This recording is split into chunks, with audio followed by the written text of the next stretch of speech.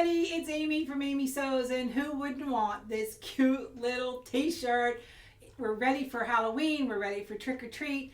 A Walmart t-shirt, a couple bucks worth of vinyl, and your scanning cut, and you are making the cutest shirts ever. Now, one thing I love about this, it looks like you bought this shirt. It's so easy. Let me show you how. All right, I've sent the design over from Canvas Workspace to my scan and cut. I'm working on the 325.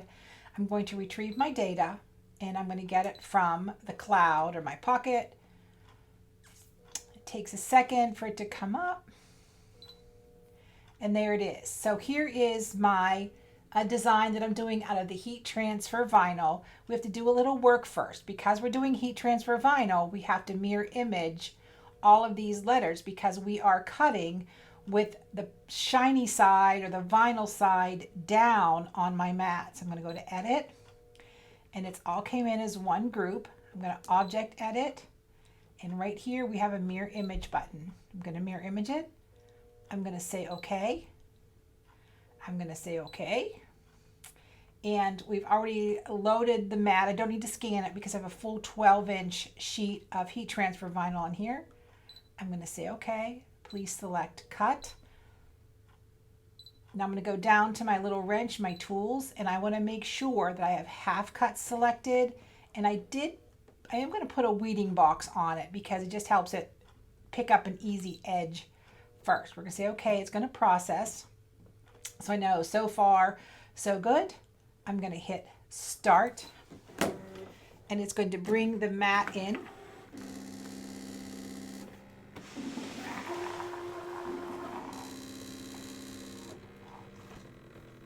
And so you see it's doing a little test. It's starting to cut out my designs. It's nice and smooth. I have the shiny side of my vinyl down, and I mirror imaged my designs. So this is going to take a minute to cut. So we're going to let it do its thing.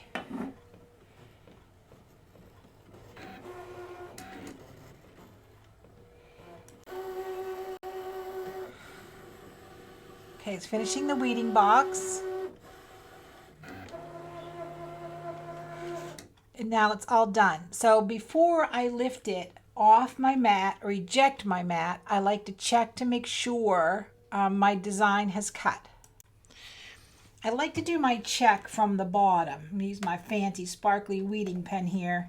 Just lift up a little bit, and I can see that it has cut beautifully. So I know I can gently, and you can see this clean box, that's that weeding box. Now once you peel heat transfer vinyl, it is no longer, the scraps are no longer usable.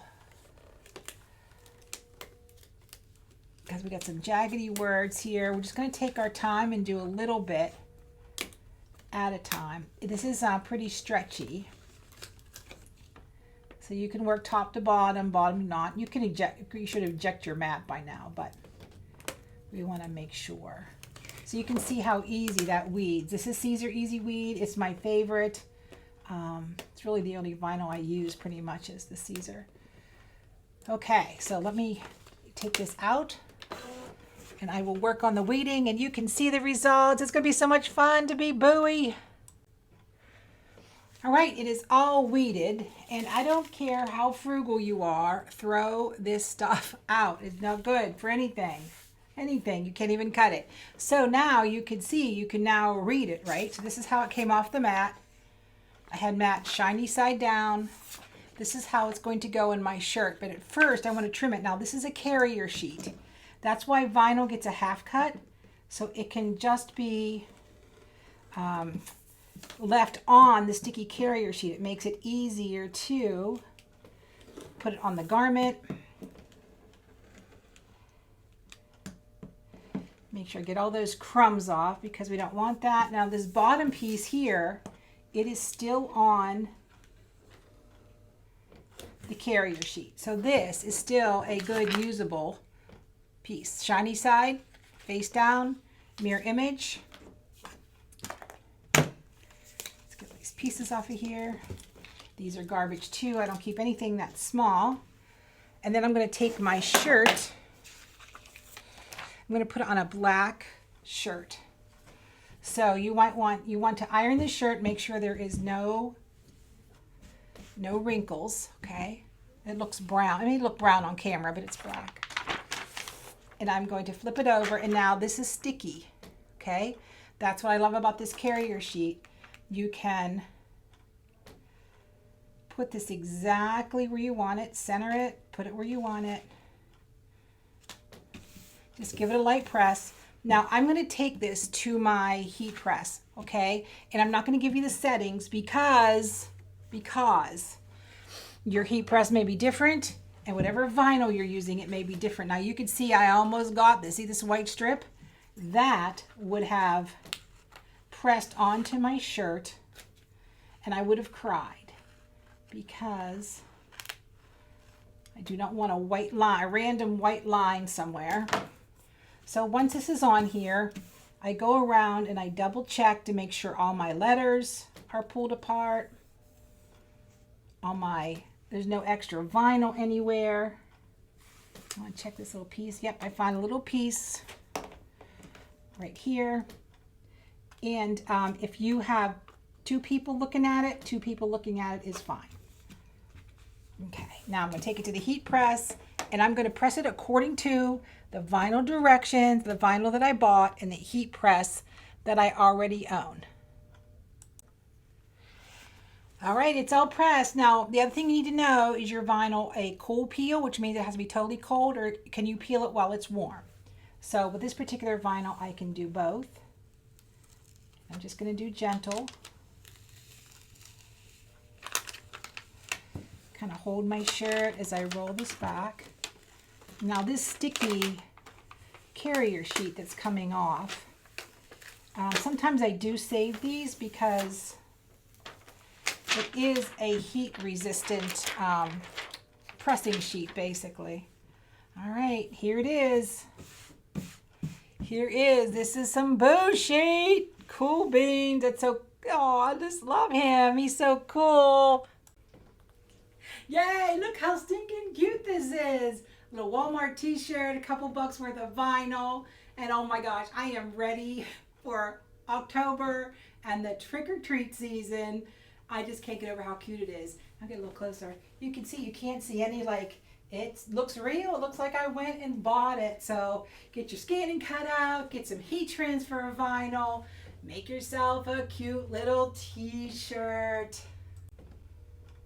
Workspace. I'm on the online version. I'm in a MacBook Pro, and again, I'm on the online version. So let's open up our little Boo guy, and since he's an SVG, I'm going to choose the file and screw down here and get him. Now, some SVGs, depending on where they come from, where they've been converted, they may come in solid black, and this is going to tell me it was larger than the mat. Do I want to make it smaller? And I'm going to say okay, because you know what? I don't care. I can resize it. So here it is. It's all black. I'm going to select the very outline. See, I could go in and get the pieces even though I can't see the pieces. I'm going to select the outline where you see the blue dots on the outside. I'm just going to delete it. And there he is. And depending if it was saved, expanded, or a different type of SVG, you just don't know. And I went ahead and grouped it, and I resized them to about 9 3/4-ish. It's up to you if you're going to make it for you, an adult. You can make it for a child. Now just remember, the smaller you get, some of the details disappear. So once I get it just the way I like it, I'm going to download it, and I'm going to download it to my scan and cut, or if it's available, you can download it to your computer, send it to the scan and cut, and there it is, and it's ready to cut. It's that simple. Now, once you highlight it and you ungroup it, for some reason, you want to get rid of some of the words, you can get rid of some of the words, but I can't retype here because I don't have this font, and that font, this design was included. You know, that's part of the file. So I don't have this font to recreate it, but I definitely could get rid of it, very easily get rid of it, and then go to my text fonts, grab my text, and then just type whatever I want to type. in here. So you can definitely adjust it, make it your own, not a big deal. So, and if you have the undo button, you can undo as much as you want till it's back to the original. All right, let's give it a try.